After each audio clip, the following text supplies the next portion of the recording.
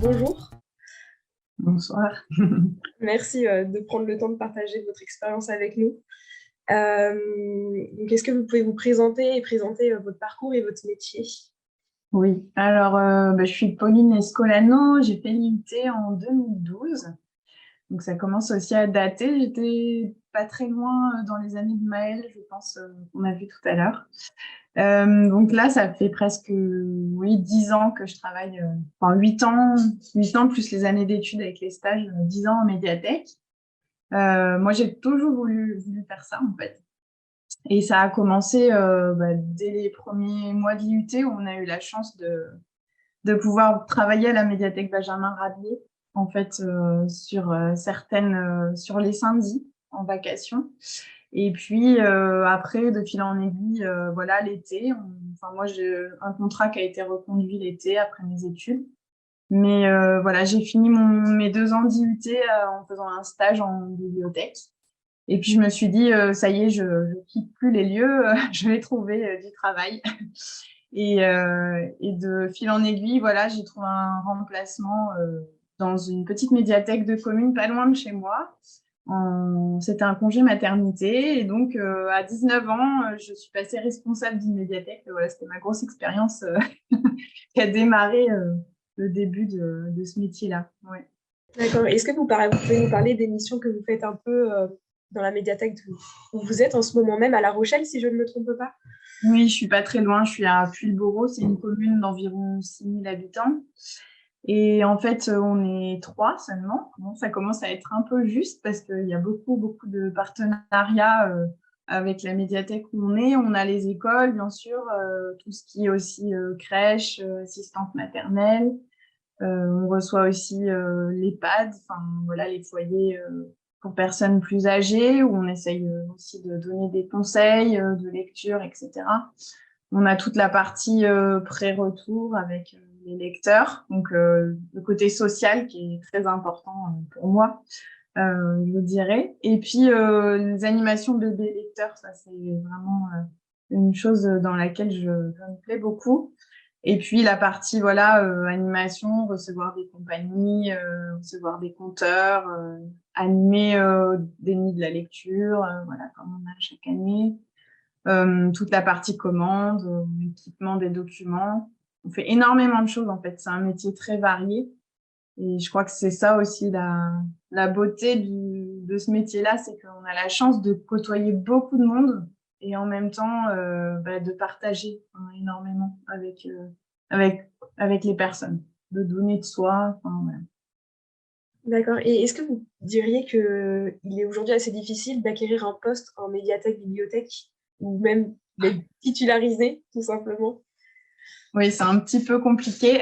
Bon, faut pas perdre espoir parce que c'est vraiment la motivation, les stages.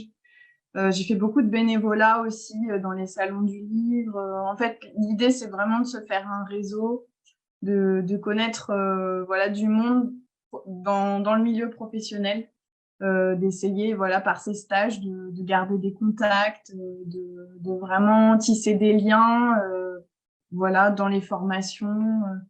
Et dès que possible, bah, voilà, trouver ces moyens-là pour se faire connaître. Et puis, voilà, il y a les concours aussi qui sont possibles. Alors, moi, j'ai été embauchée sans concours au début, juste avec le DUT. Mais en fait, on a beaucoup de chance parce que c'est très valorisant dans un CDL DUT information communication. Très souvent, c'est ce qui est recommandé, demandé. Enfin, voilà, j'ai souvent vu, même nous, pour recruter, on regarde en fait. Ma collègue en fait partie, hein, elle a aussi été à La Roche-sur-Yon, c'est drôle. Oui, voilà, il y a quelques années, hein, elle a une bonne quarantaine maintenant, donc je sais pas en quelle année, mais voilà. Je vois Claudine Pack qui réagit, mais je sais pas si vous la connaissez, c'est Morgane Ansker. Mais ça date un peu. Si? Oui. Voilà. Et non, c'est possible en fait. On peut être recruté uniquement avec le diplôme en tant que contractuel au début. Et puis, de fil en aiguille, si on fait le travail correctement, là, dans la fonction publique, c'est possible d'être recruté en tant que stagiaire pendant 1 an ou plusieurs mois, ça dépend des conditions de la mairie. Et puis, au bout d'1 an, on est titularisé. Voilà, si tout va bien, si ça correspond à leurs attentes. Et bah, moi, ça a été mon cas. Et le concours, bah, je l'ai eu seulement il y a 2 ans, je dirais. Voilà, pour plus parfaire mon parcours professionnel. Mais sinon, oui, c'est possible d'être recruté. Mais c'est vrai qu'il n'y a pas énormément de postes. Mais il ne faut pas perdre espoir, c'est vraiment important. D'accord. Et justement, est-ce que vous pouvez nous parler un peu du concours que vous avez fait? Parce que de ce que nous, on apprend ici, c'est qu'ils sont assez durs et qu'il faut pas lâcher pour pouvoir l'avoir et que tout est centralisé, si je ne me trompe pas, à Paris.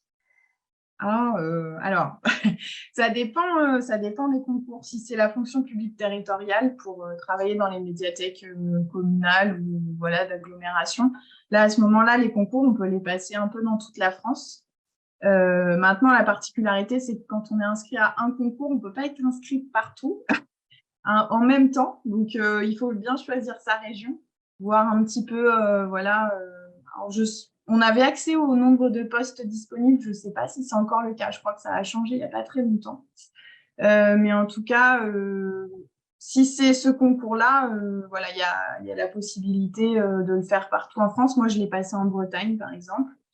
Donc là, moi, j'ai passé adjoint du patrimoine principal. C'est le concours de C+, en fait, voilà, en tant qu'adjointe dans les médiathèques, parce que je veux quand même garder un lien avec le public. Et sinon, il y a le concours de B. Donc là, assistant bibliothécaire, assistant de conservation. Donc là, il est plus difficile, effectivement. Il y a la fameuse note de synthèse. Je suppose que vous vous entraînez dur pour ça. Alors nous, on n'a pas eu la chance d'avoir les préparations de notes de synthèse quand on était à l'IUT. Et j'avoue que ça m'a beaucoup manqué. Beaucoup, beaucoup. Donc, profitez-en vraiment, vraiment, parce que les formations, après, sont soit payantes, soit faites par la fonction publique territoriale. Et bon, pendant le Covid, moi, j'ai eu le droit en Zoom, en visio, et c'était pas fantastique. Bon, voilà. Après... D'accord. Et justement, quel conseil vous pourriez donner à des étudiants et étudiantes qui souhaiteraient rentrer dans ce métier et plus particulièrement passer le concours? C'est vrai que c'est beaucoup de travail rédactionnel pour les notes de synthèse, beaucoup de travail assidu de la méthodologie. Bon, moi, le concours de B, par exemple, je n'ai toujours pas réussi à l'avoir. Ça fait quelques années que j'y suis, mais il ne faut pas perdre espoir. Mais non, après le concours que j'ai obtenu, là, en fait, il est beaucoup plus dans je dirais, la pratique professionnelle. Et c'est ça la différence avec les autres concours, c'est que parfois, c'est très théorique et très, voilà, des dossiers à compulser, des notes de synthèse à faire. En réalité, c'est pas ce qu'on fait au quotidien. Donc, parfois, on est déçu parce qu'on aimerait que ça colle avec le métier, mais voilà. Il y avait une autre... je réfléchis. Non, allez-y, je vous laisse reposer une question. Non, c'était pour savoir quel conseil vous pourriez donner aux étudiants qui souhaitent justement passer ces concours. Ah oui. Faut pas hésiter à commencer très tôt, en fait, même pendant les études. Si on veut tester le concours, il faut vraiment le faire. Voir comment ça se passe, voilà, déjà acquérir, enlever le stress du concours, savoir voilà, à quel endroit ça va être, le temps d'attente, les copies, gérer son temps. Faire une première épreuve test un peu, c'est vraiment essentiel, je dirais. Et après, ça permet aussi de voir un peu où on pêche, où on a besoin de travailler. Enfin, voilà, il y a des choses comme ça où... Et puis, en fonction du nombre de postes, on peut très bien se dire que bon, je vais pas l'avoir. Et en fait, si, il suffit qu'il y ait moins de personnes. C'est aussi un facteur chance. Il y a beaucoup, beaucoup de ça. D'accord. Et aussi, j'aime bien cette question.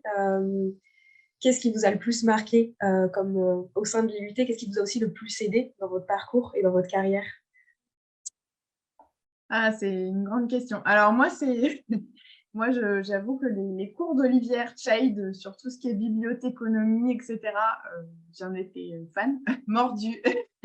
Les notices bibliographiques. Bon, après, je suis une vraie bibliothécaire qui aime travailler sur ça. Mais tout ce qui est événementiel aussi, c'était vraiment très, très chouette. On en fait beaucoup, en fait, en médiathèque. Et ça a permis d'avoir un premier pas dans la vie active, en fait. Et quoi dire de plus? C'est vrai que ce que disait, je crois, Hélène ou Maëlle, en fait, il y a énormément de cours qu'on réutilise au quotidien. On s'en rend pas compte, mais il y a beaucoup, beaucoup de choses, que ce soit de la communication. Enfin, moi, j'ai fait beaucoup d'affiches au début pour la médiathèque, donc les logiciels de création, etc., on a réutilisé. Même les petites animations qu'on a pu avoir dans les festivals, etc., on a beaucoup plus d'aisance en fait avec le public, et il y a énormément de choses, ou même les cours avec Bernard Germain ou la PAO, enfin, il y a eu beaucoup de choses réutilisées dans la pratique sur la communication. Voilà.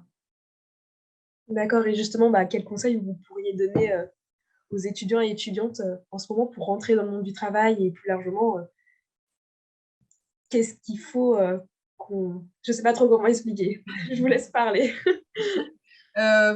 Vraiment, c'est ce que je disais tout à l'heure, il faut pas hésiter à se faire des contacts, à être curieux, à vraiment se faire connaître. Enfin, si vous avez une passion dans quelque chose, faire des salons, des expériences, demander des stages. Je crois que c'est ça le plus important, de montrer qu'on est motivé, passionné. Puis je pense qu'une fois qu'on a commencé à rentrer dans le milieu, je pense qu'on se fait recommander. Enfin, il y a des choses comme ça qui sont essentielles. Un recruteur, il va chercher de la motivation, de l'envie. Il y a beaucoup de ça. Et puis, je pense que vu la formation que vous suivez, c'est vraiment déjà très valorisant.